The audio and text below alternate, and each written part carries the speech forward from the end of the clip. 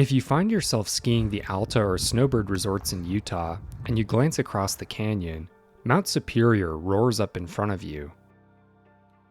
It's a big, steep, and unforgiving member of the Wasatch Range, topping out at 11,045 feet.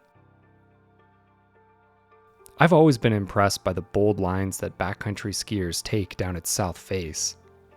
Number 5 on this picture is cheerfully named Suicide Chute.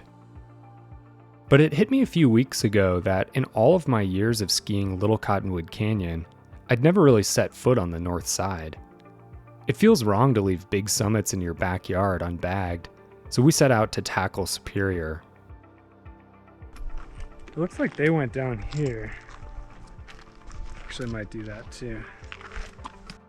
There are a couple popular routes to the top.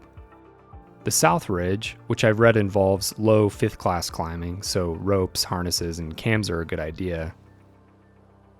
Or by Cardiff Pass, which is what we selected, and which gets into scrambly 4th class terrain. Cardiff is definitely the shorter, easier route, and what I'd recommend if, like us, you find yourself at the trailhead with no snacks and a few bottles of water. I can't recommend trekking poles enough. You're looking at about 2,500 feet of gain, so the downs are massive, steep, and hell on your knees otherwise. We parked right in between Our Lady of the Snows Catholic Church and the Shallow Shaft restaurant.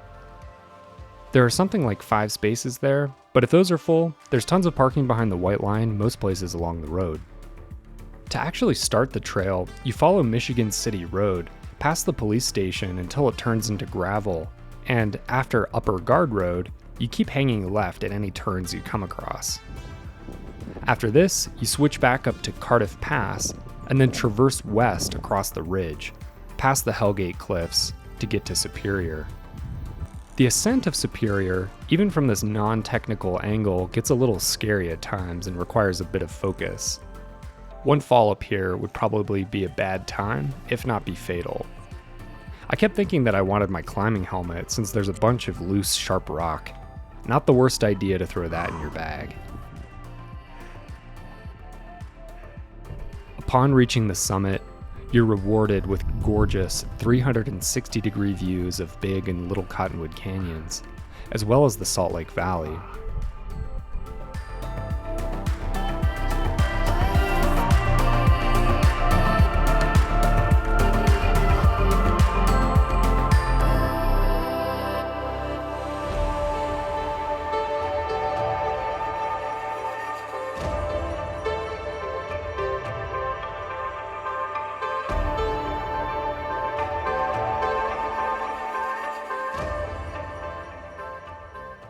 If you have the time, the Monte Cristo Peak sits slightly to the west and adds something like 30 minutes round trip.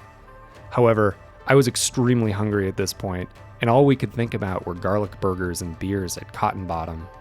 We'll tackle Monte Cristo another day.